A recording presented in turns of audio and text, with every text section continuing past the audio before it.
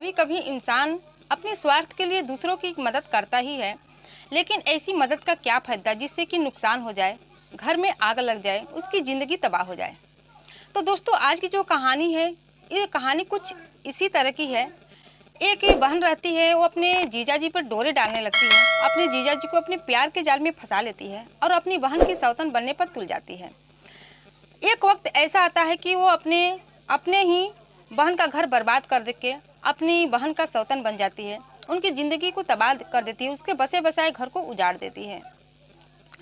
तो दोस्तों, ये कहानी बहुत ही पारिवारिक कहानी है, बहुत ही इंटरेस्टिंग कहानी है और इस कहानी से आप लोग को बहुत कुछ सीखने को मिल सकती है। तो दोस्तों नमस्कार, मैं हूं ज्योति कुशवाहा और आपका ज्योति वॉइस चैनल में तहे दिल से स्वागत है। दोस्तों, वीडियो में आगे बढ़ने से पहले आपसे रिक्वेस्ट है कि अगर आप मेरे चैनल पर नए हैं तो वीडियो को लाइक कर दीजिएगा, शेयर कर दीजिएगा और चैनल को सब्सक्राइब जरूर कर दीजिएगा ताकि हमारा हौसला बढ़ता रहे। तो दोस्तों, आज की जो ये कहानी है उत्तर प्रदेश के बदायूं जिले की। उत्तर प्रदेश के बदायूं जिले में एक परिवार रहता था। एक विक्रम नाम का आदमी अपनी पत्नी पिंकी के साथ रह रहा था। उसके परिवार में वही पति पत्नी बस रहते थे। विक्रम के माता पिता का बहुत पहले ही देहांत हो चुका होता है। एक बहन रहती है जो कि शादीशुदा रहती है, अपने ससुराल में रह रही होती है। जो विक्रम की पत्नी रहती है पिंकी, वो 8 महीने की प्रेग्नेंट रहती है और जब 8वां महीना चलने लगता तो उसको काम वाम करने में बहुत सारी दिक्कतें होने लगती है, क्योंकि उसका 8वां महीना प्रेगनेंसी का चल रहा होता है।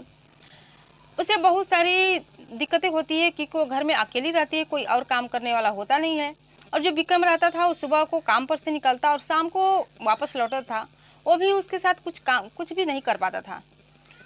धीरे धीरे ऐसे ही वक्त बीत जाता है। विक्रम को समझ में नहीं आता हो कि क्या करे। फिर कुछ दिन बीतता है तो जो पिंकी रहती है उसकी हालत खराब होने लगती है। उसके हाथ पैर में सूजन आ जाने लगते हैं, क्योंकि वो पानी वाला कुछ ज़्यादा ही करती है। एक दिन विक्रम अपनी पत्नी पिंकी से कहता है कि क्यों न तुम्हारी बहन को पूजा को यहाँ पर कुछ दिन के लिए लाएं, जिससे कि तुम्हारी मदद मिल जाए, तुमको हेल्प मिल सकेगा।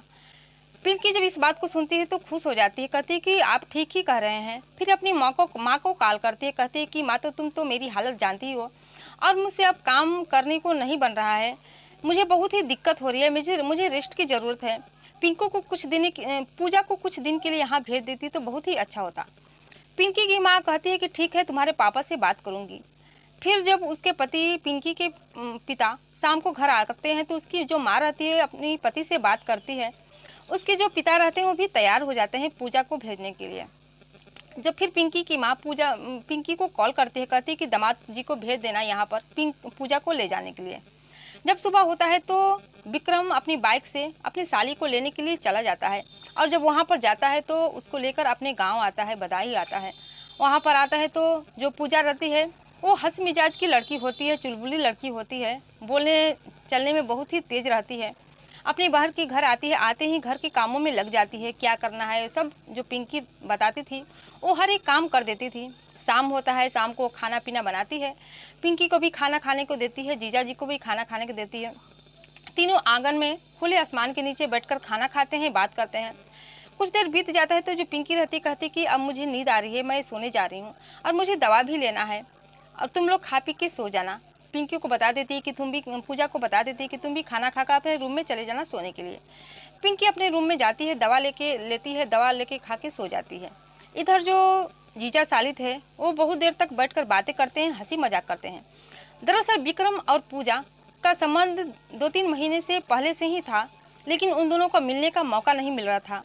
विक्रम यही चाहता था कि कब मेरी बीवी को प्रेगनेंसी का दिक्कत हो, जिससे मैं इसी बहाने अपनी साली को यहाँ पर ला लाऊं, जिससे मुझे मिलने का मौका भी मिल जाएगा। और उसकी जो साली थी दरअसल वो भी यही चाहती थी कि कब मुझे वहाँ जाने का मौका मिले। इत्तेफाक से दोनों का मौका मिल ही जाता है और दोनों जब एक साथ मिलते हैं तो हंसते हैं, हंसी मजाक करते हैं और उस रात दोनों संबंध भी बना लेते हैं। पहले से तो उन लोगों का मिलना जुलना था ही। जब संबंध बनाने लगते हैं फिर इधर पिंकी को कुछ भी पता नहीं चलता है, ऐसे ही दिन प्रतिदिन बीतते चल जाता है। जब विक्रम अपनी साली से मजाक करता है तो फिर पिंकी सोच के रह जाती, चलो जीजा साली का रिश्ता है, नॉर्मल सी बात है। जो कुछ भी मजाक करता है पिंकी को बुरा नहीं मानते थे, पिंकी उसको बुरा नहीं मानती थी। और उन दोनों जीजा साली के बीच में जब भी मौका मिलता संबंध बनाने लगती। इसके कुछ दिन बीत जाता है लेकिन पिंकी को कानों कानों तक खबर नहीं रहता है कि क्या हो रहा है। पूजा ज्योति अपने घर का सभी काम कर रही होती है। एक दिन जो पूजा रहती है विक्रम से कहती है कि आपको एक खुशखबरी देने वाली हूँ। दरअसल आप एक नहीं दो बच्चे के बाप बनने वाले हैं। जब विक्रम इस बात को सुनता है तो वो हैरान हो जाता है, परेशान हो जाता है। कहता है कि ये तुम क्या कह रही हो पूजा? पूजा बताती है कि मैं आपके बच्चे की माँ बनने वाली हूँ। तो विक्रम कहता है कि कब का है? तो पूजा बताती है कि 1 डेढ़ महीना हो चुके हैं। तो विक्रम कहता है कि ये ठीक नहीं है, घर परिवार के लोग जानेंगे तो क्या सोचेंगे? तुम शादीशुदा भी नहीं हो, हमारी बहुत ही बेइज्जती होगी, तुम इस बच्चे को अबॉर्शन करा दो। फिर वो कहता है कि हमारे एक दोस्त की जान पहचान है, वहाँ पर ले जाकर इसका अबॉर्शन करवा देंगे। फिर पूजा को शॉपिंग करने के बहाने बाहर ले जाता है। पिंकी से कहता है कि इसको शॉपिंग करना है, इस बहाने बाहर ले जाता है, बाहर ले जाकर उसके अबॉर्शन को करा देता है। ऐसे फिर इसके बाद दोस्तों घर आती है। ऐसे ही कुछ दिन बीत जाते हैं। फिर पूजा के साथ फिर वो नहीं मानता है, दोनों एक साथ संबंध बनाने लगते हैं। और इधर जो पिंकी थी वो देख रही थी कि मेरे पति मुझ पर ध्यान नहीं देते हैं, वो कुछ अलग अलग से ही रहने लगे हैं। एक दिन पिंकी सोई रहती है रात को। फिर जब सोई रहती है तो उसको नींद नहीं आती है, उसको प्यास लगती है। जब प्यास लगती है तो उठती है तो देखती है कि बगल में मेरे पति नहीं है। वो पानी पीने के लिए आती है बाहर। जब बाहर आती है तो पूजा और विक्रम का कहीं पता नहीं चलता है। फिर वो धीरे धीरे छत पर आ जाती है। उसे आहट सी होती है कि कोई छत पर है। जब छत पर आती है तो देखते हैं कि दोनों जीजा साली एक साथ सोए हुए हैं और संबंध बना रहे होते हैं। पिंकी जब इस नज़ारा को देखती है तो बहुत ही नाराज होती है, बहुत ही उसको हैरान परेशान हो जाती है। उसको पैरों तले ज़मीन खिसक जाता है, उसे समझ में नहीं आ रहा था कि क्या हो रहा है। इसके बाद वो रोने लगती है, लेकिन आवाज़ नहीं देती है, कुछ कहती नहीं है। धीरे से अपने रूम में आकर सो जाती है और सोचती है कि जब सुबह होगा तो दोनों से बात करेंगे। जब सुबह होता है तो विक्रम नाश्ता वाश्ता करके अपने काम पर चले जाते हैं। जब पिंकी जो रहती है पूजा से कहती है कि तुम दोनों के बीच क्या चल रहा है, जो मैं रात को देख चुकी हूँ, तुम सच सच बताओ। फिर पूजा अपने सिर को नीचे कर लेती है, शर्मा जाती है।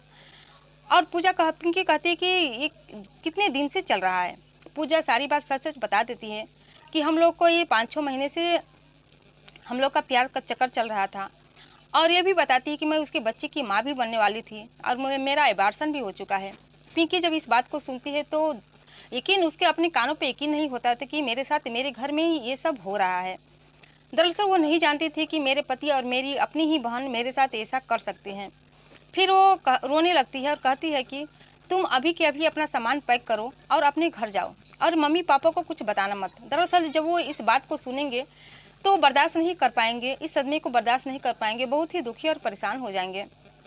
इसके बाद जो पूजा रहती है अपना सामान पैक कर देती है और वहाँ पर अपने घर चली जाती है, अपने गांव चली जाती है। जब शाम को विक्रम आता है तो आवाज़ लगाता है पूजा पूजा, लेकिन पूजा का कहीं जवाब नहीं आता है। पिंकी से पूछता है कि पूजा कहाँ गई है, तो पिंकी बताती है कि वो अपने घर चली गई है।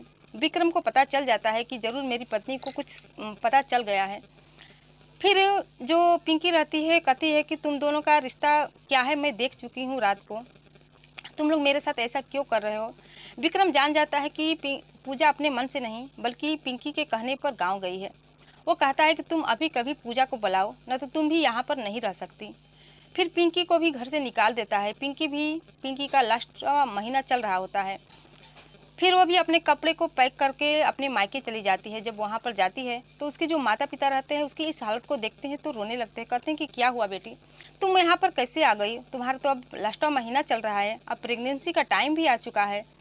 पिंकी रोने लगती है अपने माता पिता के गले मिलकर, फिर सारी बात बता देती है। जब इस बात को बताती है तो उसके माता पिता पूजा को बहुत डांटते फटकारते हैं और कहते हैं कि तुम अपनी बहन की मदद करने गई थी, लेकिन तुम तो इसके घर के ही उजाड़ दी, इसके बसे बसाए ज़िंदगी को ही ख़त्म कर दिया। फिर जो विक्रम रहते हैं वो फ़ोन करते हैं, कॉल करते हैं और उस पिंकी के पिताजी को कॉल करते हैं। कहते हैं कि तुम अभी कभी आप पूजा को भेज दीजिए। तो वो कहते हैं कि चाहे कुछ भी हो जाए मैं पूजा को तुम्हारे साथ नहीं जाने दूंगा। फिर वो कहते हैं कि अगर तुम अपनी बेटी की ज़िंदगी चाहते हो, वो सोचते हैं कि वो ससुराल में रहे, तो पूजा और पिंकी दोनों को एक साथ भेजना पड़ेगा, तभी मैं पिंकी को रखूँगा, नहीं तो नहीं रखूँगा। इस पर पिंकी के पिताजी नाराज़ हो जाते हैं। कहते हैं कि ऐसा कुछ भी नहीं होगा, तुम अपनी पत्नी को ले जाओ लेकिन पूजा नहीं जाएगी। फिर पिंकी फ़ोन को ले लेती है और कहती है कि आप वहाँ पर अकेले रहिए, अगर मैं वहाँ आऊँगी तो सिर्फ मैं आऊँगी, पूजा नहीं आएगी। इस पर जो उसका पति विक्रम कहता है कि तुम तब वहीं पर रहो, वहीं पर सड़ो, आओगी तो अगर आना हो तो तुम दोनों आओगी, नहीं तो कोई नहीं आएगा। और तुम अपने बच्चे का ख्याल रखना, अपने बच्चे को ज़िंदगी को चला लेना। देखता हूँ मेरे अलावा तुम अपनी गृहस्थी कैसे चलाती हो। पिंकी इस पर गुस्सा हो जाती है, कहती है कि अगर तुम नहीं रहोगे तो मेरी ज़िंदगी कट सकती है, आराम से मैं रह सकती हूँ। इस पर जो विक्रम रहता है वो धमकी देने लगता है और कहता है कि अगर पूजा को यहाँ पर नहीं भेजोगे तुम लोग तो मैं समझ जाओ कि मैं तुम लोग के साथ क्या कर सकता हूँ। बहुत उल्टी सीधी बातें बोलने लगता है, कुछ ऐसी कड़वी बातें कह देता है जो कि उसको नहीं कहना चाहिए था। इसके बाद दोस्तों जो पिंकी रहती है वो सतर्क हो जाती है, सावधान हो जाती है। वो जान जाती है कि ये पूजा के खातिर किसी की जान भी ले सकता है, किसी भी हद तक जा सकता है। वो तुरंत पुलिस थाने जाती है। जब थाने जाती है तो पुलिस को अपनी सारी घटना बताती है, सारी बात बताती है कि कैसे मेरे पति मेरी बहन के साथ संबंध बनाया और मुझे धोखा दिया और अब धमकी भी दे रहा है कि अगर तुम मेरे साथ उसको नहीं भेजोगी तो तुम लोग की हत्या कर दूंगा। जब पुलिस इस बात को सुनती है तो उसकी थाने में रिपोर्ट दर्ज होता है और यहाँ पर विक्रम के घर आते हैं। विक्रम को हिरासत में लेकर जाते हैं, वहाँ पर पूछताछ करने लगती है। विक्रम सब उगल देता है कि हाँ मैंने ये सब कहा है। इसके बाद उसको हिरासत में लेकर जेल में डाल देते हैं। और जो पूजा रहती है वो एक स्वस्थ बेटी को जन्म देती है और जन्म देने के बाद अपने मायके में ही रहने लगती है। और वो पूजा पिंकी पढ़ी लिखी रहती है, एक अच्छे से स्कूल में पढ़ाने लगती है और अपने बच्चे का गुजारा करने लगती है। और इधर जो विक्रम रहता है उसकी ज़िंदगी जेल के पीछे चलने लगती है, जेल में गुजरने लगता है। तो दोस्तों आजकल कैसे कैसे लोग हो जा रहे हैं जो कि शादीशुदा होते हुए दूसरे के साथ संबंध बनाने लगते हैं, दूसरे के चक्कर में इतनी पड़ जाते हैं कि उसे समझ में नहीं आता कि वो क्या कर रहे हैं। उसकी अच्छी खासी ज़िंदगी भी तबाह हो जाती है, जैसे कि विक्रम की हो गई। जो कि उसका परिवार था, उसका बच्चा भी होने वाला था, वो बाप भी बनने वाला था, लेकिन पूजा के लिए वो अपनी ज़िंदगी को तबाह कर देता है, बर्बाद कर देता है और जेल की सलाखों के पीछे चला जाता है। तो दोस्तों इस घटना को सुनाने का उद्देश्य आपको परेशान करना, दुखी करना नहीं था, बल्कि जागरूक करना था, समाज को सचेत करना था कि आप भी सावधान हो जाइए और अपने परिवार को भी ख्याल रखिए। तो दोस्तों इस घटना से आपकी क्या राय है, कमेंट सेक्शन में कमेंट करके ज़रूर बताइएगा। और फिर मिलते हैं अगले दिन नई कहानी के साथ, नई वीडियो के साथ। तब तक के लिए जय हिंद, जय भारत।